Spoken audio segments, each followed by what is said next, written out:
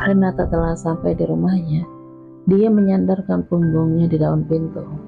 Semua perlakuan yang dilakukan oleh Farel kepadanya membuat hatinya tidak karuan. Renata berharap benteng pertahanannya tidak goyah. Dia tidak boleh terpesona dengan pria itu. Dia harus sadar diri bahwa dia adalah seorang wanita yang udah bersuami. Ingat Renata, kamu adalah wanita yang udah bersuami. Jangan sampai kamu terpesona dengan pria itu. Apalagi Farel adalah seorang playboy. Renata memperingatkan dirinya sendiri dengan nada pelan. Renata pun berjalan ke ruang tengah. Dia terkejut ketika melihat Edo yang sedang duduk di sofa. Mas Edo udah pulang? Edo pun menganggukkan kepalanya. Pria itu sedang duduk sambil memegang sebuah paper bag yang berisikan sebuah lingerie. Aku ingin kopi, cepat buatkan aku kopi. Tita Edo kepada Renata yang baru aja tiba di rumah. Mau aku buatkan kopi apa, Mas? Renata sama sekali tidak merasa keberatan.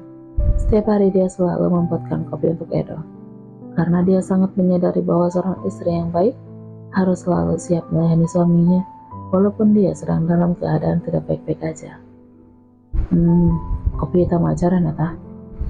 Jawab Edo sambil memandangi wajah Renata. Mengapa malam ini wajah Renata sangat terlihat cantik? Apa mungkin karena dia baru menyadarinya? Renata tidak mengenal rasa lelahnya, padahal dia sedang berjalan tertatih-tatih. Karena lututnya sedang terluka, tapi dia harus melayani sang suami, sehingga dia segera pergi ke dapur untuk membuat kopi buat Edo. Selama ini Edo memang tidak pernah membuat kopi untuk dirinya sendiri, harus Renata yang membuatkannya. Renata yang sedang menyeduh kopi hitam, dia terlihat sedang melamun sambil mengaduk-aduk sendok di dalam gelas itu. Edo sama sekali tidak bertanya mengapa kakinya terluka. Sikapnya sangat jauh berbeda dengan Farel. Renata melihat plester yang melekat di lututnya. Tiba-tiba saja bayangan saat Farel mengobati luka di lututnya sangat terbayang jelas di dalam benaknya. Renata pun menggelengkan kepalanya. Dia tidak boleh membandingkan mereka berdua, dan dia tidak boleh memikirkan pria lain selain suaminya sendiri. Renata pun segera pergi ke ruang tengah untuk mengantarkan kopi pesanan Edo. Ini Mas, kopi hitamnya, ucapnya sambil menyimpan satu gelas kopi hitam di atas meja. Edo segera meneguk kopi hitam tersebut.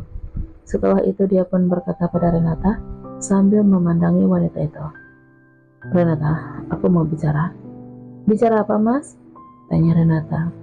Wanita itu sedang berdiri di dekat Edo. Edo pun segera berdiri. Dia berjalan mendekati Renata. Aku ingin malam ini kita ting-tong. Edo tidak meneruskan perkataannya ketika mendengar suara bel berbunyi. Hal tersebut membuat Edo sangat kesal. Dia menyimpan kembali paper bag yang hampir aja akan diberikan kepada Renata. Siapa malam-malam gini datang ke sini? Gerutunya.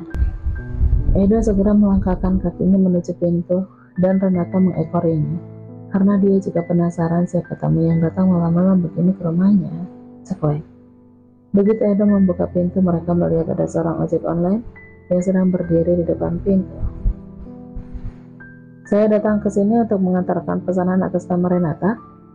Ojek online itu berkata sambil menunjukkan sebuah kantong kresek berwarna putih yang berlogokan minimarket Indo April di dalam kondisi yang sudah terikat rapat. Renata mengerutkan keningnya. Dia sama sekali tidak memesan jasa ojek online untuk membeli sesuatu. Kayaknya kamu salah. Tadi Mbak memesan ojek online, menyuruh saya untuk membelikan pembalut ke minimarket dan menyuruh saya mengantarkannya ke alamat ini. Perumahan Rumah Indah nomor 13 kan? Potong ojek online itu sambil memberikan kantong kresek tersebut kepada Renata.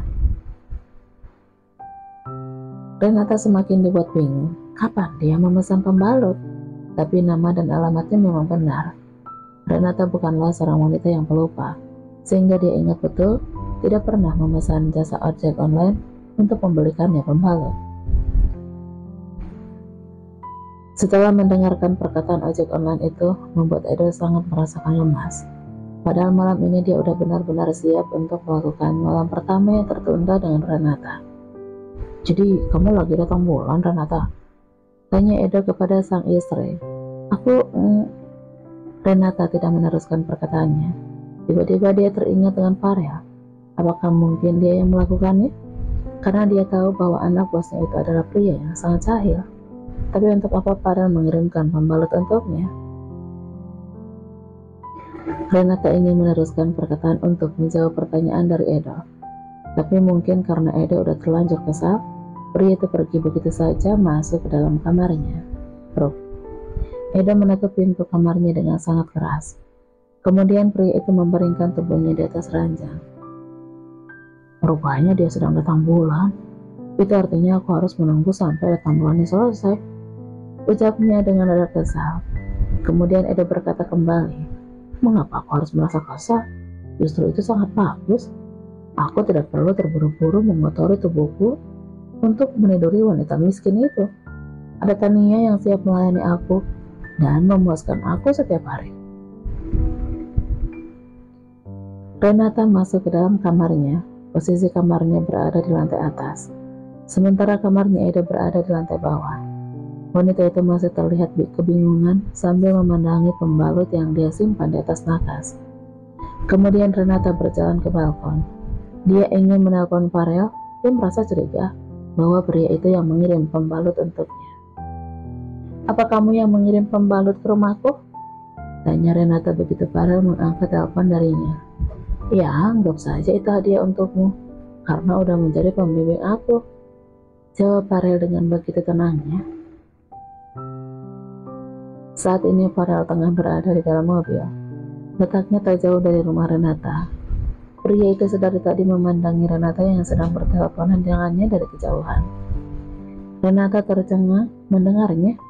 Baru kali ini ada seseorang memberikan hadiah atas rasa terima kasihnya dengan memberikan sebuah pembalut. Apa kamu gila? Baru kali ini ada... Farel memotong perkataan Renata. Ya, sepertinya aku akan gila kalau sampai kamu tidur dengan suamimu. Jangan biarkan suamimu menyentuhmu sedikit pun. Aku tidak rela. Hanya aku yang boleh menyentuh kamu. Klik. Setelah berkata seperti itu, Farel pun mematikan teleponnya. Renata nampak menganga sambil mengerutkan keningnya. Sebenarnya suaminya itu siapa? Seharusnya Edo yang berkata seperti itu, bukan Farel. Ada apa dengannya? Apa dia sedang mabuk? Renata sangat merasakan lelah. Dia tidak ingin terlalu memikirkan masalah pembalut itu ataupun bualannya Farel. Dia memilih untuk menenangkan dirinya dengan memandangi bintang-bintang yang bertaburan di angkasa. Farel memandangi Renata dari kejauhan, memperhatikan Renata yang sedang memandangi langit di atas sana.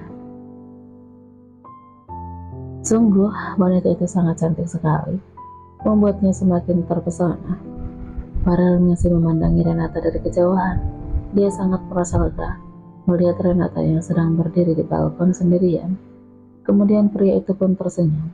Sepertinya Renata memang tidak satu kamar dengan Edo, karena dia tidak melihat keberadaan Edo di sana. Setelah memastikan Renata tidak tidur dengan Edo, Farel pun pergi menemui Andra di klub malam. Seperti biasanya, banyak wanita yang datang untuk menggodanya, tapi dia sama sekali tidak tergoda, memilih untuk mengacuhkan mereka semua. Andra tertawa kecil melihat perubahan sikap sahabatnya. Wah, lu benar-benar berubah, Rel. Akhirnya sang playboy sudah menemukan pawangnya. Tapi sayangnya, pawangnya itu adalah istri orang. Farel mendengus kesal mendengar ejekan Andra. Kemudian dia berkata, kayaknya saran lu tentang pembalot itu mancur juga, tapi tetap aja nggak bikin gue tenang. Andra yang sedang menikmati minumannya, dia menawarkan satu gelas Loki wine kepada Farel. Lu mau minum, Rel? Farel walaupun sangat tergoda dengan minuman itu, tapi dia harus menahan diri. Dia pun menggelengkan kepalanya. Setelah pulang ke Mansion, gue harus belajar lagi soalnya. Pelaknya sambil menelan Salipa memandangi satu gelas wine itu. Tetap saja baginya, Renata lebih menggoda daripada satu gelas wine. Karena itulah, dia lebih memilih giat belajar. Kalau dia minum, malam ini dia tidak bisa konsentrasi belajar. Kok gua heran ya? Jujur aja, menurut gua Renata itu sangat cantik loh. Kok bisa Bang Edo kuat gak menyentuh dia selama 1 tahun ini? Tanya Andra pada Farel. Nah itu yang bikin gua bingung. Gua kalau jadi Bang Edo mungkin udah mengurungnya di kamar setiap hari. Andra membulatkan matanya ketika melintas pikiran negatif tentang Edo. Bukannya zaman sekarang ini musim pelangi? Apa mungkin dia BL? Setelah berkata seperti itu, Andra bergidik ngeri. Hi, pria itu refleks memeluk Farel. Sontak Farel langsung melepaskan pelukan Andra. Dia apa-apaan sih peluk-peluk gua? Habisnya gua geli ngebayangin 2 orang pria beradu pedang. Celetuk Andra. Justru gua makin geli dipeluk sama lo, sewot Farel. Kemudian Farel menjelaskan tujuan dia datang menemui Andra. Gua sengaja menemuin lo buat meminta bantuan dari lo.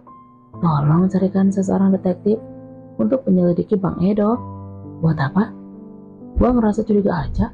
Apa mungkin Bang Edo punya wanita lain? Makanya dia sangat kuat gak menyentuh Renata.